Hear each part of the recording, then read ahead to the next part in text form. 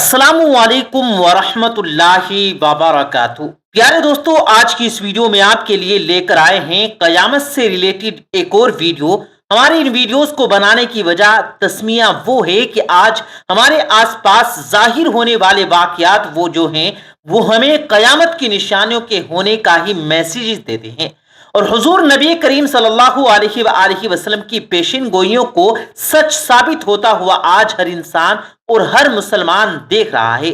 ऐसे एक और पेशिन गोई आप सल्लल्लाहु अलैहि वसल्लम की तुर्की कंट्री के बारे में भी है। सल्तनत उस्मानिया और तुर्की के बारे में हुजूर नबी करीम सल्लल्लाहु अलैहि वसल्लम की एक और पेशिन गोई जो कि हमें पूरी होती हुई दिखाई दी है। इसके अलावा आज की वीडियो में हम ये भी बताएंगे कि क़यामत के करीब तुर्की तबाह हो जाएगा। तो मेरी आपसे गुजारिश है कि आप इस वीडियो को मुकम्मल आखिर तक जरूर देखिएगा। प्यारे दोस्तों, यहाँ पर हमें सल्तनत उस्मानिया और तुर्की से लेकर एक शख्स की पेशिन गोई और मिलती है, और वो है डॉक्टर इसरार अहमद, जो कि एक मुस्लिम स्कॉलर भी थे, इस्लामिक स्कॉलर भी थे, और साथ ही साथ अपनी रिसर्च और तहकीक और हदीस मुबारका को सामने रखते हुए आने वाले हालात की पेशिन गोई किया करते थे। और दोस्तों, वो एनालिसिस करते थे और वो हदीस मुबारका को सर्च करके, उन पर रिसर्च करके इस चीज को ऐसा बताते थे जो आज के हालात तक हो रही है, और आने वाले हालात को देखकर भी लग रहा है कि हदीस के जरिए से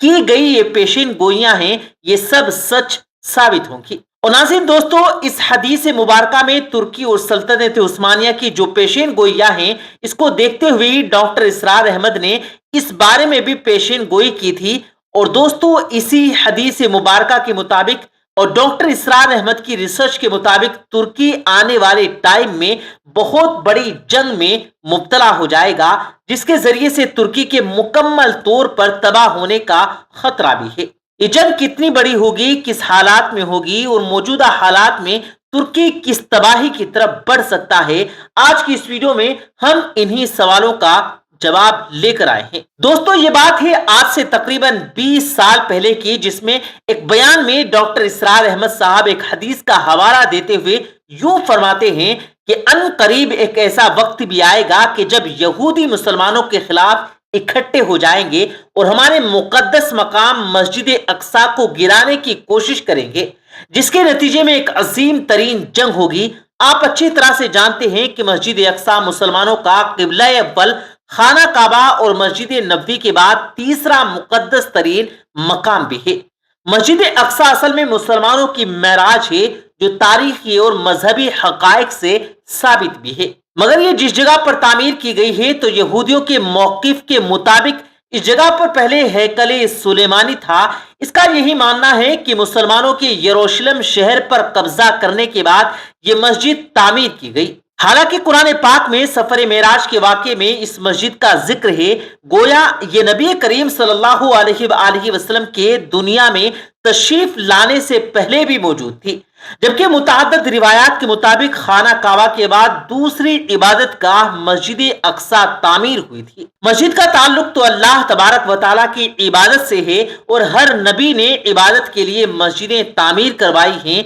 यहाँ तक कि मौजूद है कि मौजूदा दौर में इस मस्जिद की निस्बत हजरत सुलेमान अलैहिस्सलातु वस्सलाम के साथ है। हत्ता कि एक रिवायत के मुताबिक इस मस्जिद को हजरत सुलेमान अलैहिस्सलातु वस्सलाम ने जिन्नातों से तामीर करवाया था। लेकिन यहूदी लोग इस बात पर जिद पर अड़े हुए हैं कि यहाँ पर तो पहले हैकल सुलेमानी हुआ करता था, जिसे गिराकर मस्जिद तामीर की गई, लिहाजा हम इसे गिराकर दोबारा यहाँ पर हैकल सुलेमानी बनाएंगे। यही वजह है कि ये यहूदी इस मस्जिद को गिराने के लिए साजिशें करते रहते हैं, और एक वक्त आएगा जब इनकी ये साजिशें कामयाब भी हो जाएंगी। और फिर डॉक्टर इसरार अहमद आगे कहते हैं कि फिर ये जंग का मैदान बन जाएगा। डॉक्टर साहब ने 20 साल पहले भी कहा था कि हुजूर नबी करीम सल्लल्लाहु अलैहि वसल्लम की हदीस के मुताबिक ये ऐसा खौफनाक वक्त होगा कि जिस शख्स के 1000 बेटे होंगे तो उनमें से 999 खत्म हो जाएंगे, और सिर्फ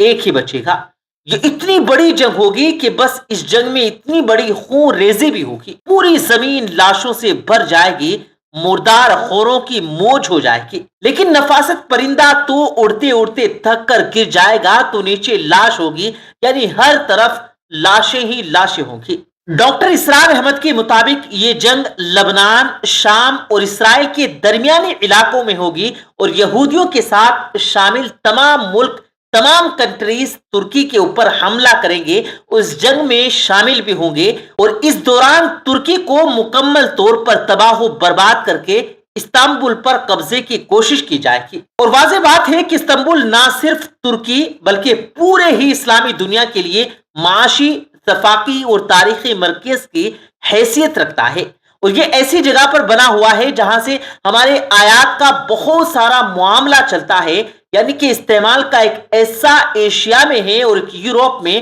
اور جو بعض پل اس میں موجود ہیں وہ اتنی لمبی کئی کلومیٹر میں پھیلی ہوئی ایسی راہ گاہ ہے جو دونوں ہی یعنی ایشیا اور یوروپ بر اعظموں کو جدا کرتی ہے، اور استنبول کو دنیا کے ایسے واحد شہر میں سے ایک بناتی ہے جو کہ دو حصوں میں الگ الگ بر اعظموں میں الگ الگ یعنی ایشیا اور یوروپ میں بٹا ہوا ہے۔ استنبول اس وقت دنیا کا سب سے بڑا شہر بھی ہے اور یورپ کا تو سب سے بڑا شہر ہے۔ لیکن پیارے دوستوں، کیا آپ جانتے ہیں کہ ایک دور ایسا بھی تھا جب استنبول کا نام استنبول نہیں تھا بلکہ یہ قسطنطنیہ ہوا کرتا تھا، اور مسلمانوں کے قبضے میں یہ ہرگز نہیں تھا بلکہ دوسرے لوگوں کے قبضوں میں تھا، اور مسلمان صدیوں سے اس کو حاصل کرنے کے لیے اپنے دل میں خواہشات دبائے ہوئے تھے، لیکن وہ کامیاب نہیں ہو رہے تھے۔ اسی مقصد کے لیے 674 عیسوی میں بھی پوری تیاری کے ساتھ ایک بحری بیڑا قسطنطنیہ روانہ بھی کیا گیا،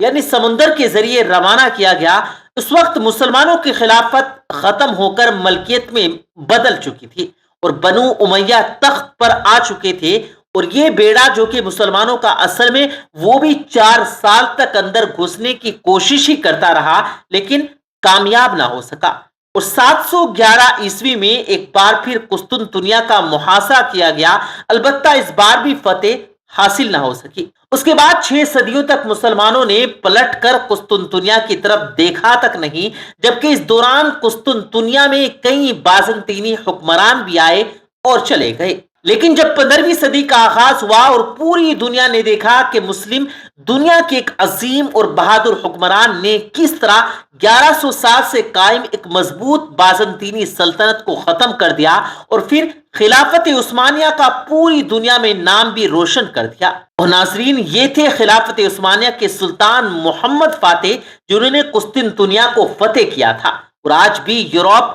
قسطنطنیہ کو اپنا ایک شہر ہی مانتا ہے اور ہر وقت اس تاریخی شہر پر نظریں جما کر بیٹھا ہی رہتا ہے، اور اسی طاق میں یورپ ہمیشہ رہتا ہے کہ ہمیں کب موقع ملے گا اور ہم اس تاریخی شہر پر چڑھائی کر کے اس پر قبضہ بھی کر لیں گے۔ پیارے دوستوں، ڈاکٹر اسرار احمد نے حدیثوں کی ریسرچ کرنے کے بعد یہی بتایا کہ جب مسجد اقصی کو بھی شہید کیا جائے گا اور یہی وہ وقت ہوگا جب یہودی اپنا قبضہ واپس لینے کے لیے دیگر یورپی کنٹریز سے مدد طلب کریں گے اور پھر اکٹھے ہو کر اس شہر پر اپنا قبضہ جمائیں گے، اور اس طرح حدیث مبارکہ کے مطابق جنگ شروع ہو جائے گی اور ترکی اپنی اصل حالت کو کھو بیٹھے گا۔ پیارے دوستوں، اسی طرح سے 1995 میں ایک خطاب کے دوران ڈاکٹر اسرار احمد نے یہودیوں کے مزید راز فاش کرتے ہوئے بیان فرمایا کہ یاد رہے کہ عالمی حکومت یعنی جو سنستھا یہودیوں نے بنائی ہے یہ ان کا بہت پرانا خواب ہے، جو کہ صلیبیوں کے بزرگوں کی خفیہ دستاویزات دا ایلومناتی پروٹوکول میں بھی جگہ جگہ موجود ہے۔ اس مقصد کے لیے پہلے لیگ آف نیشنز نامی ایک آرگنائزیشن بنائی گئی تھی اور آگے چل کر اسے یونائٹڈ نیشن بنا دیا گیا تھا، اور اب ان کا یہی ایجنڈا ہے کہ اس پوری عوام کو اپنی باتوں میں پھنسا کر عالمی سپر پاور میں کنورٹ کر دیں۔ اب پیارے دوستوں، آپ یہ بات پر غور کریں کہ یونائٹڈ نیشن کو سپر پاور گھوشت کر دیا جائے اور پھر WHO کو بھی یہ اپنے پکش میں لے کر پھر یہ چاہیں گے کہ پوری دنیا میں ان کے قاعدے قانون ان کے حساب سے چلیں، ہر کنٹری ان کے رولز کو فالو کرے، اور جو فالو نہیں کرے گا اس پر یہ دباؤ بنائیں گے۔ اور دوستو، پھر یہ دجال فتنے کا وہ دور ہوگا کہ فرعون بھی اس ظلم سے پناہ مانگے، اور یہ بھی یہاں پر یاد رہے کہ اگر یہ حکومت جو یہ لوگ چاہ رہے ہیں آرگنائزیشن کے ذریعے قائم کرنے کی، اس کا کوئی بادشاہ یا کوئی مالک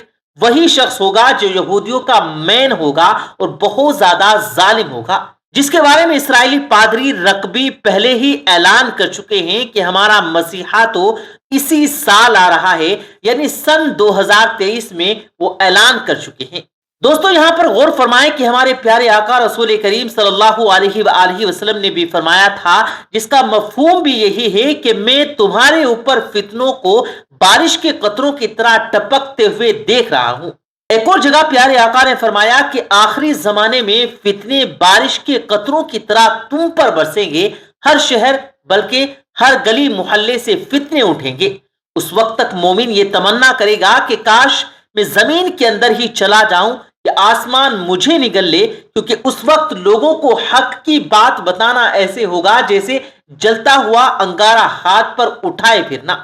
لوگ سچوں کو جھوٹا کہیں گے، جھوٹوں کو سچا کہیں گے، ایماندار کو بے ایمان اور بے ایمان کو ایماندار کہا جائے گا،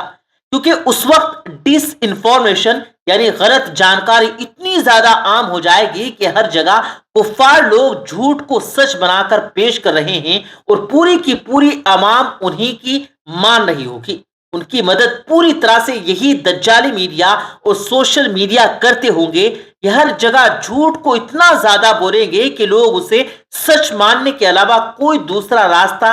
دیکھ ہی نہیں پائیں گے، کوئی چارہ ہی نہیں ہوگا ان لوگوں کے پاس۔ ہمارے جیسا کوئی انسان دجال کے فتنوں کو، دجالی چالوں کو اگر عام مسلمانوں کے سامنے رکھے گا تو اس بندے کو بھی جاہل، منافق، سازش رچنے یا دجالی جیسے ناموں سے نواز کر اس کا رد کر دیا جائے گا۔ حضور صلی اللہ علیہ وآلہ وسلم نے ایک مرتبہ صحابہ کرام نے پوچھا، یا رسول اللہ، جب فتنے تاریک راتوں کی طرح ٹپک رہے ہوں گے، کفار دعوت کی طرح مسلمانوں پر حملے کے لیے ایک دوسرے کو دعوت دے رہے ہوں گے، اس وقت مسلمان